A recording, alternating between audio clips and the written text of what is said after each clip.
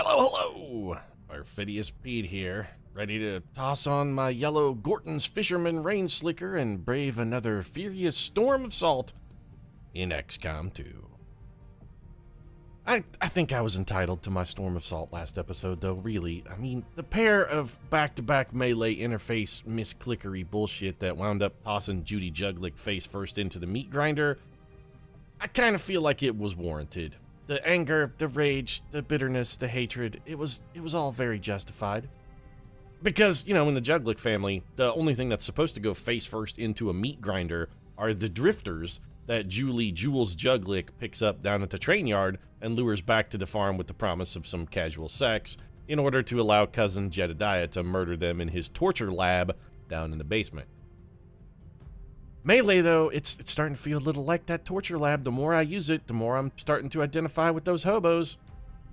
It really is kind of an attractive nuisance. Sure, it looks good on paper, just like Julie looks good in her Daisy Dukes and plastic stripper shoes, but when it comes down to it, it almost never pans out. Again, just like Julie Juglick and her Daisy Dukes and plastic stripper shoes. When it does pan out, it's so sweet, again, like Judy Juglick and her Daisy Dukes and plastic stripper shoes. But 90% of the time, it just doesn't work. It fails to deliver the promised hot, sweaty farm girl action, and instead leaves you naked, strapped to a table, wondering exactly what the guy in the welder's helmet is about to do with that pair of needle-nosed pliers that he's been slowly heating with a blowtorch for the last 10 minutes. It's too dangerous and risky. Don't fall for Julie Juglick's ploy, men, ladies, whatever. I mean, she's an equal opportunity murderer. He's got a nice little bait and switch thing going with cousin Jedediah, though. You got to give him credit for that. They got a good plan at least. Anyway, let's get back to work. I guess I'll just take the pliers to the butthole. I'm assuming the pliers and the blowtorch are going to involve the butt somehow. I mean, why wouldn't it? Stray dogs for intel. Why do we have to? How do we get specifically intelligence from a pack of stray dogs? Is this literally like a pack of stray dogs just wandering around? What kind of intelligence could they possibly be offering us? Well, these pack of stray dogs, they're sure, they may not look like much, but their research is top-notch. I actually really don't want to do that. I just kind of want to tag the stray dogs. If we tag the stray dogs, they're not necessarily strays. Yeah, I know I'm not finished. Tagging the stray dogs, we're sort of providing a public service to the people of, I don't know, what appeared to be like northern Russia there. We're tagging your stray dogs. We're not just going to leave these out here stray. We want to make sure they're disease-free, get them to a shelter, maybe find them a good home, something like that. I do not think I could have predicted this outcome, though it is intriguing. Oh, Dr. Taggin, I think we all predicted the outcome there, what with the very somewhat H.R. Geiger-inspired vaginal shape of the Muton Queen's mouth. We all knew what you were going to discover in your investigation. For her to have pursued this research, knowing the incredible risks involved. Not just to herself, but to what little of humanity as a whole remains. Well, see, that's the thing, Dr. Tigan, is when you come talking about Dr. Valen and humanity, those things just don't come together. Dr. Valen, she has there's no humanity left, Dick. Her humanity has been completely usurped and destroyed. There's nothing left but monster, Dr. T. Nothing left but monster, bro. So we're going to work on Storm Gun while we try and get up the supplies to continue our plasma onslaught. Storm Gun first, then probably we'll do the thing that gives us the Gauss mag cannon. In the meanwhile, though... Aliens have considerable resources at their disposal, but we've still... Hey, Dr. Tigan, are you feeling lonely, buddy? What is it? You seem real chatty today. Is it getting lonesome down there in the lab? Are you pining over Dr. Valen? You'd be like, man, I thought we would have found her by now, and that we'd be... I don't really want any of these people. But he thought that by now he'd have found her and that they'd be making sweet, beautiful alien sex music together. Is that what it is, Dr. Tigan? Are you longing for the orgasmic rhapsody that would be your magnum opus? Don't worry, it'll happen, buddy. It'll happen. Just you gotta have faith. Pleasure delayed is pleasure magnified, after all, Tigan. I came down here to build a rage suit, and then I got distracted by Dr. Tigan's, heart troubles. He's a little heart sick. He's a little heartbroken. No, rage suit. Why can't I build it? Because it's a proving ground project, Pete. You're an idiot. Go to the proving ground. So, what are we working on? A war suit. Fine. When the war suit is done, man, it takes 10 alloys and 10... Yeah, it's still worth it. The war suit is really good. I'll let you know as soon as the project is ready for deployment. And alloys aren't necessarily our stumbling block. What we need right now, more than anything, really is Illyrium. Can we get some Illyrium at the black market, I wonder? Do we have enough intel? We sort of don't. Is Alien Cipher still going on? It is not. So once we get this radio relay, we've got like good opportunities every single time, man. Commander, I appreciate you. Just Lily, shut up. Don't trying to interrupt me to cover for the fact that once again I've right-clicked to try and drag the map when the right-clicking just makes us go back. What are you saying? We have idle engineers? We do have an unstaffed engineer. Sure. Mason, you're an engineer. This is the XCOM project. Here's your shovel. Get to work. All right, so everybody is back. We got 116 supplies on our income from New Brazil. We've also got Suit Up. I don't even remember what this does. All armor and vest proving ground projects are completed instantly. I suppose it'll allow us to build the Archon armor instantly. If nothing else, it gives us that. Let's go make contact with New Chile. 6 to 8 days, we're down to 120 intel. I need a supply raid, guys. If you could put your noses to the grindstone here and start looking for the supplies, that'd be real nice. Supply raid? Supply raid. Come on. No, damn. Well, we get 213 supplies and 109 intel. What have we got on the mission? Codex, Viper, Sectopod. This should be... Ugh. Really, a Sectopod. Okay, Andromedon, Heavy Mech, Elite Shield Bearer. This really sucks. Objective, neutralize target. Well, this one's gonna be a real bear then. Love fighting Sectopods with dramatically substandard weaponry. This is gonna be a tough road to hoe. Is the full team back in action? No, Goblin, get the hell out of here. Do you honestly think we're gonna take you, Grady? Get thee from my sight, Goblin. Julie, Jules, Juglick. I mean, I know you've been busily luring hobos to their doom, but I don't think you're going on this mission either. EL, yes. Grandpa Juglick, definitely. Tigress, what fucking choice do we have? Massey Ferguson, Activa S? Yes, I will bring you along. But we're also going to need... Achy Breaky is still down for the count. Ma Juglick is also still down. Oh, this is... Alright then. Looks like the Mad Hipster's getting a call. It's all up to you, shiny smiley face armor boy. What with your Buddy Holly glasses and Che Guevara hat? You've got to be shitting me. The wolf pack is down for the count too. 12 days for the wolf pack. Oh, this is real bad. All right, well we could. All right, well Jules, I guess you are coming back on the call. Oh, our team is kind of awful. This mission, my confidence is already just shattered. Absolutely shattered. This only seems like it could end in tragedy. It really does. All right, Grandpa Juglick, Frostbomb, you're sorted. Massey Ferguson sorted. EL, let's get you your gubbins back. We had to bring a lesser grenadier on our last mission, and I do really feel that it hurt us. Old Alexandra Tungsten is ready to wade back into battle with EL Juglick. 50 bullets too, baby. The sequel in stores this fall to the famed debut from EL Juglick. 50 eyes for you. Plasma grenade. Acid bomb, I think. Blue screens or tracers?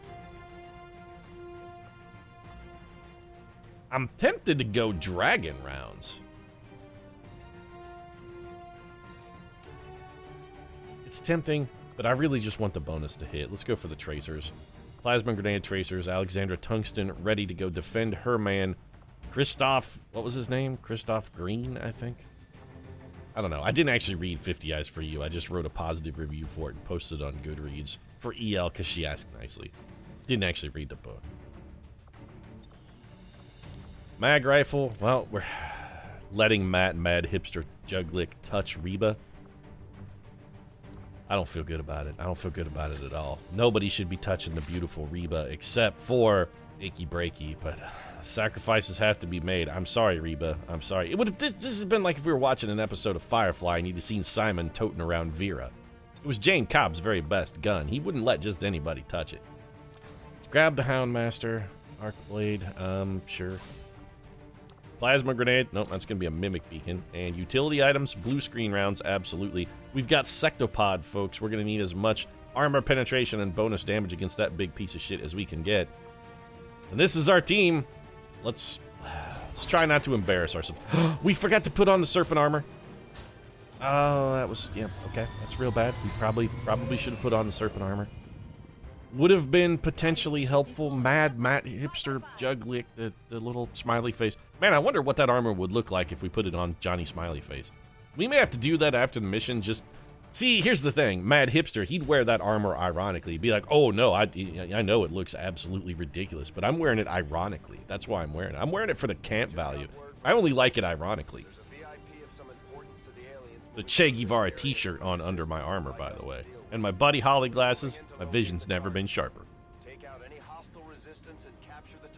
I don't get the Buddy Holly glasses thing. As a person who wears glasses, I also wear contacts, but because I don't like driving in my glasses. But typically I wear glasses when I'm not out and about. And as a person who wears glasses, I don't understand the whole retro chic Buddy Holly kind of thing.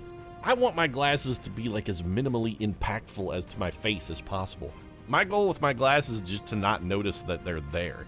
And it seems like a giant pair of horn rims really are going to detract from that. One, you can see them in your peripheral vision. You sort of train your brain to look around them and ignore them, but still, the bigger they are, the harder that is to do. And two, they got to be really heavy, right? Like you could feel them weighing down on your face, plus they're going to like tend to slide down your nose just because they're big and bulky.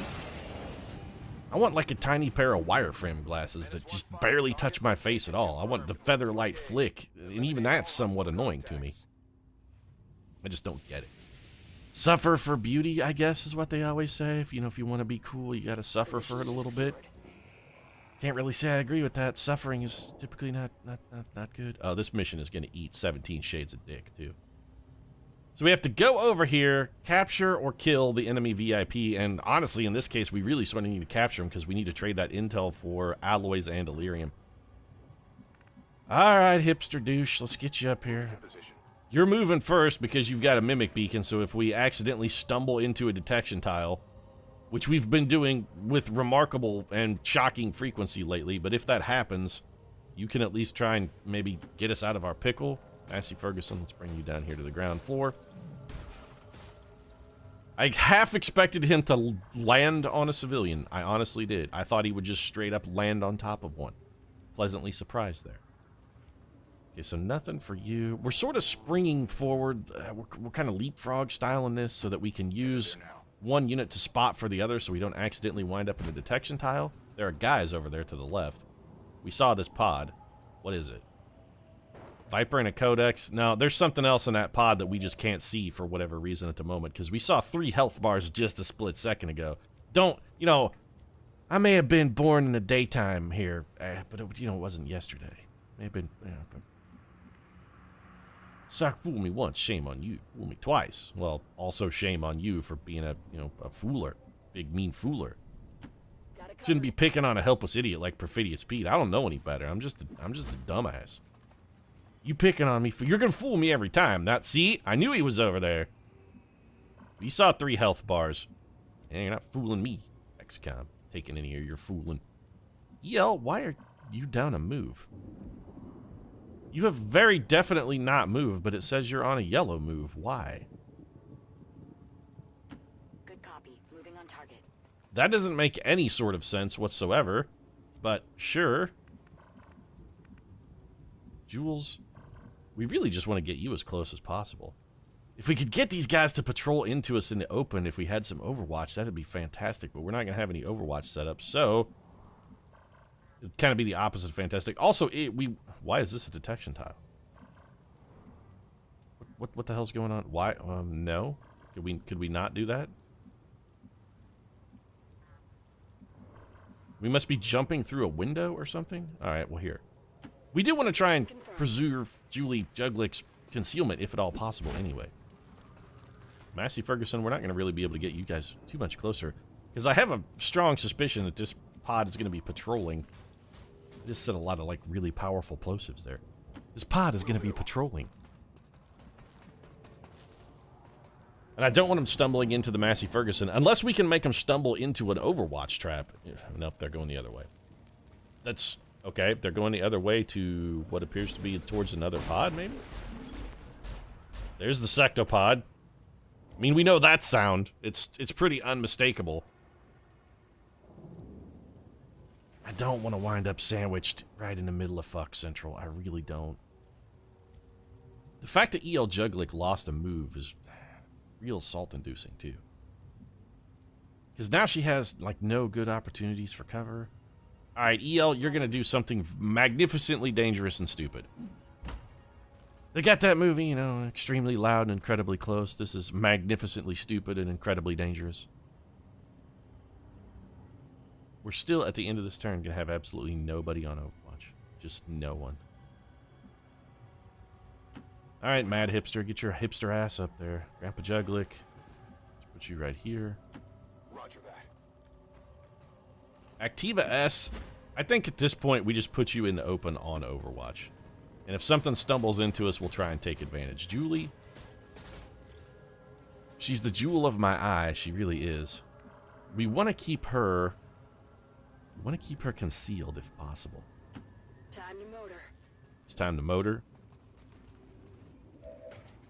Okay, we didn't spawn any additional pods, did we? No, okay. Do we have an in into this building? Can we get on this roof? No, we could come over here, shimmy up this drain pipe, come down here into the giant vaginal death machine. How come it's got to look like a vagina, Advent? What are you trying to say with your giant lotus petal flower-shaped death machine? What are you trying to say? What kind of statement are you trying to make? You're gonna Overwatch, Julie. I've got my eyes on it. Overwatch for the Activa S, and let's hope we can get this pod to patrol back towards us. This is almost exactly what we wanted. Spotted a flanked enemy. We're gonna get some free Overwatch. Some of it from the Mad Killer herself. Julie Juglick could straight up drop one. Is it the Codex? Brain him. Okay, 9 damage on a dodge. That's pretty respectable. It's down to 1 health and yet still gets to clone, huh? To a rooftop. Well, that's not irritating at all. So do they just get extra health if they clone to a rooftop? Now I'm curious. Everybody dodges. Yeah, the dodge is real bullshit, Activa. Marcy Ferguson, you're not wrong. Minimal damage on target. Yeah, you've assessed the situation correctly. I kind of feel like it's just as much bullshit as you do. Because, of course, what we did somehow activated this pod of horseshit. Seems totally fair. 40 health sectopod. Yeah, that's all of the health, I guess, basically. Well, we're in a bad spot. You don't have salvo, do you? EL? You do have salvo. So if we're willing to stay still, we could have you launch like this acid bomb, which would do some pretty good work for us. We hit the sectopod. We could also just get rid of the cover and leave these guys in the open. You know what? We'll come back to this. We could also then take that and follow it up with a shot. Mad Hipster. And of course the mission where we have a sectopod. Yeah, okay, you have a 45% chance of shutting him down. God damn, you are a worthless piece of garbage. We also have 2 Vipers, which is a very significant problem. All things considered, I would say that this is starting to look like a very significant garbage fire. The Activa S may be able to do some good work for us with that Shred Storm Cannon. We're in a pickle here, there's no doubt. No fooling about it, no lying, no kidding. No 2 ways about it, no qualms, no questions. We're in a little trouble. This is one situation where we may actually be able to use Reaper and have it not completely bonus, though. Okay, Emmylou, you're going to have to start things off. I'm a little worried about this 4th Trooper because there's not going to be much we can really do about that guy. But with your salvo ability, I feel like we've got a pretty strong initial position. So first things first, drop the plasma grenade right there. We want some damage and all of this cover gone. Solid, okay. So we got some damage and, more importantly, all of the cover gone. We also got rid of some of the armor on that jackhole. So the sectopod's down. We're going to chew off the rest of his armor with this double can't-miss chain shot. Oh, this is good.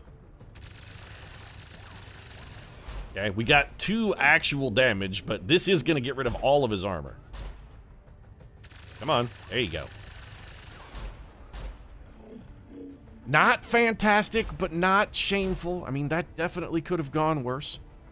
Now, if Grandpa Juglick could get close enough, we could Frost Bomb if we had to. And he can definitely get close enough because he's got the running gun. Grandpa Juglick, he got the magic legs. That's right, Pete.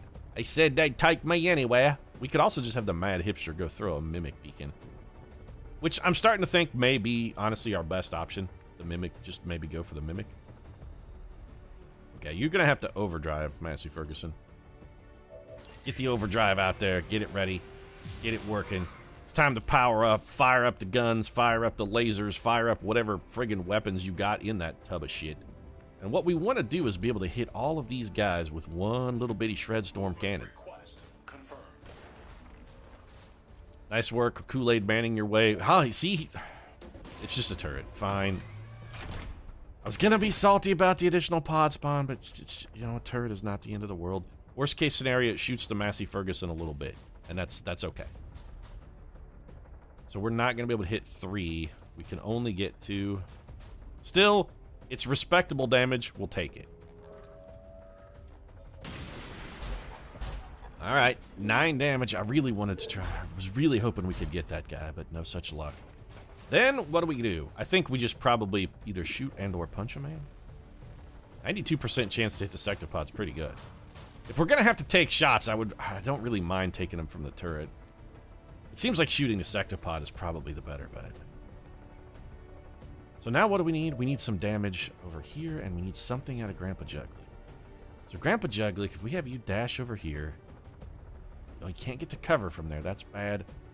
Full cover against the turret here would be acceptable. You could wind up a chain shot, which is going to get us most of the way home on the sectopod. I wish these guys were a little less spread out. We do still have that codex we got to worry about, too. We just have we got too many targets and not enough guys. Okay, so we're definitely going to need to deploy a mimic beacon. We just don't really have an option. So what are our punch chances? Like 96 against the sectopod. That's highly respectable. We're going to do it, and we're going to do it from this square. You'll go jack him in the jaw, Massey Ferguson. Give him the old jaw jack. Ooh, right in a snot locker. He took it right on the chin, though. Full credit to the sectopod for being a champion, man. He stood up to that one. He stood up to that one like a brute. If we're going to run and gun, we're not going to get a grenade out of Grandpa Juglick this turn, which honestly is probably fine. He may be able to douse that sectopod and kill it. We got to risk it. Grandpa Juglick, give me the... No chain shotting, Grandpa Juglick. First, run and gunning. Run and gun first, chain shot second. We gotta have this chain shot be can't miss, Grandpa Juglick. I will use the run and gun in order to get the 100% chain shot here. This is a chance to kill him. Massey Ferguson's gonna take some damage if it dies here. Knew that when I ran up and slugged him in the face, but without that punch, we weren't gonna get enough damage in order to finish the job. He now has 1 health left. God damn you, Grandpa Juglick. God damn your eyes. Okay, well, still, we've still got some plays to make. We've still got opportunities. I really want somebody to kill that codex. Mad Hipster Juglick is probably going to have to, all things considered, deliver for us. Or does he? Does he have to Mimic Beacon? Or could we let do we want to blow Julie's concealment for a Mimic Beacon, though? That's really the question. The Mad Hipster guarantee kills the sectopod, by the way, even from where he's at. We can't say that about anyone else. Nobody else gets the guaranteed sectopod kill.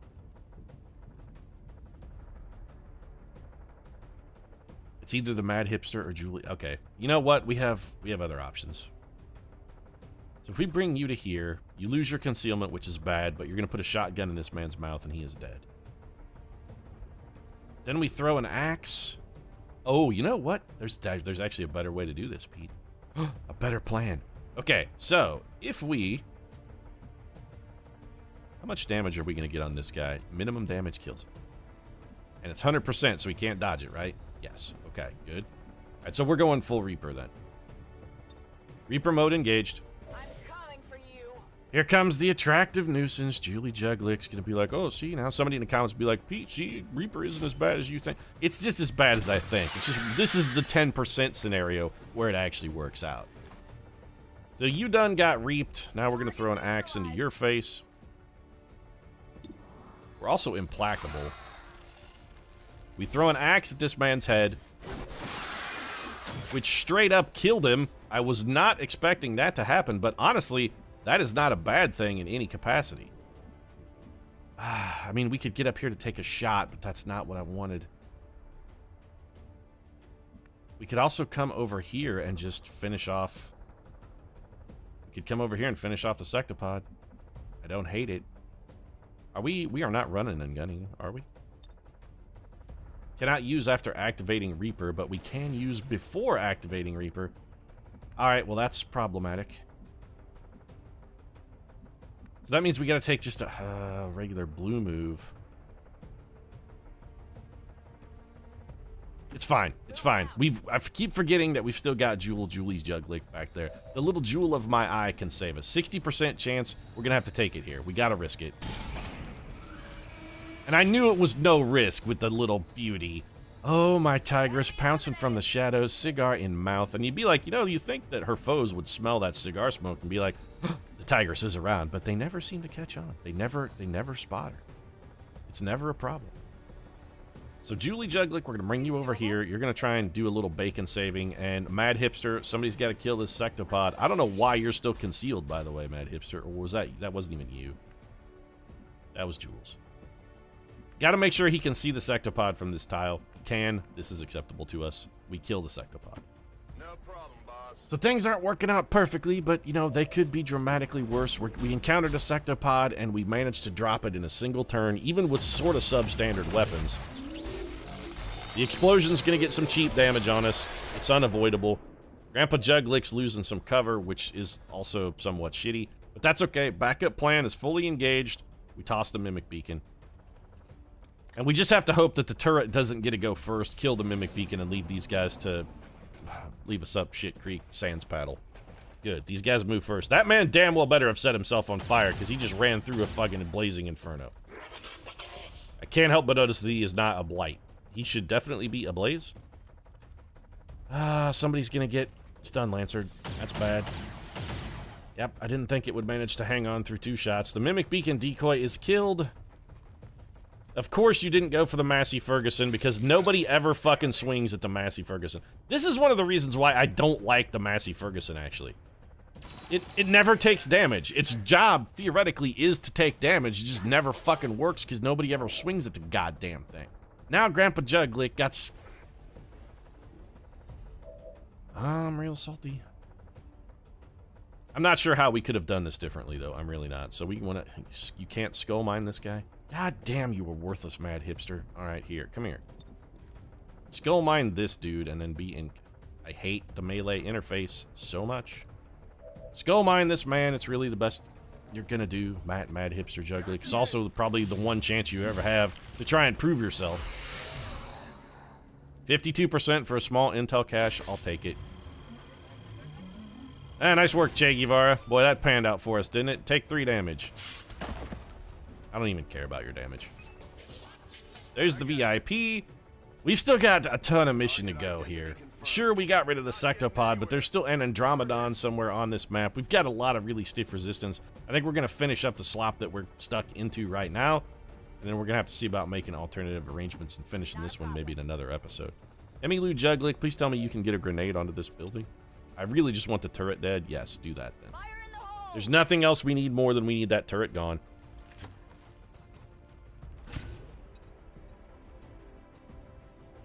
Score 1 for little Emmylou. Shredded its armor, but more importantly, dropped it through the fucking floor, so that piece of garbage is dead.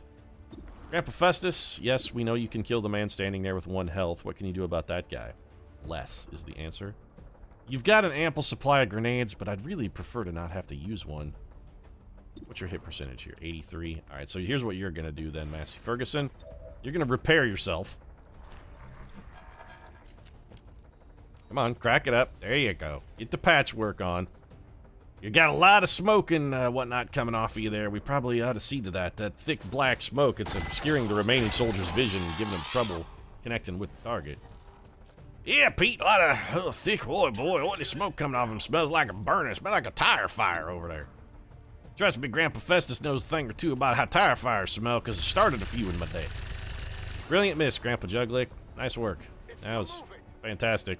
Really, really, really well done. Okay, so Jules can run and gun and shoot him in the back. Judy is too far away. Well, this is the Jules Juglick show, then. Julie, give me the, running over here with the run and gun, and place your shotgun against this man's spine, and then give him a spinectomy. Pete, do doctors recommend a spinectomy? Well, you know, the 9 out of 10 doctors actually advise against the spinectomy, but there's that one crazy asshole. He's like, well, shit, it might work. How come it's always like 4 out of 5 doctors or 4 out of 5 dentists? What is that other dentist up to? That's what you gotta, that's what I've always wondered. What is that guy all about? Why is he the one holdout? 4 out of 5 dentists agree that fluoride is good for your teeth. What's that other dentist? You'd be like, is he just like the one guy, the token minority who's just desperately terrible at his job? You'd be like, no, 4 out of 5 dentists don't agree that this is a good idea. I'm that 4th dentist. No, you should actually tear your own teeth out with pliers. That's the most effective method of dental treatment, because once those teeth are gone, you can replace them with, you know, fake teeth, and those require less maintenance, because when they're broken, you can just throw them away. And hey, they're only like $100. You can get some cheap dentures that fit poorly and don't really enable you to masticate your food well, but they're cost effective. I advise against teeth. I'm the crazy asshole dentist. I don't know, I'm just rambling. I'm going to wrap this up. If you enjoyed the episode, feel free to drop a like down in the comment section. Of course, your support does really mean a lot. And if you'd like to, I don't know, maybe see if I can't figure out, in fact, what that 5th dentist is exactly up to, might consider subscribing as well. Post new episodes of XCOM every single day where I rail against the 5th out of 5 dentists. Right now, thanks very much for watching. I'm going to go brush my teeth.